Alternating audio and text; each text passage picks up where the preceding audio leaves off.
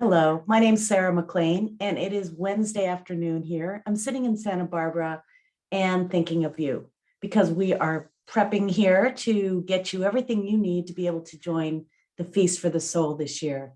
It's in our 15th year, and every January 15th through February 23rd, we try to support feast goers with meditations and workshops, inspirational newsletters, and community.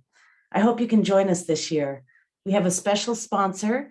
It is the Institute of Noetic Sciences, and they're doing scientific research on how spirituality meets science. And they're asking people like you, feastgoers who are planning to deepen their spiritual practice, to help them with a survey.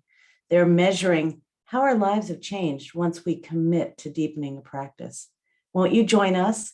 And if you feel moved, help us to work with the survey and the IONS Discovery Lab, so we can show the world what a difference a peaceful moment can make. Take care. I'll see you on Saturday for the opening ceremony. We'll be streaming it live on YouTube, and you can also join us in our Zoom room. Visit us at feastforthesoul.org. I look forward to seeing you.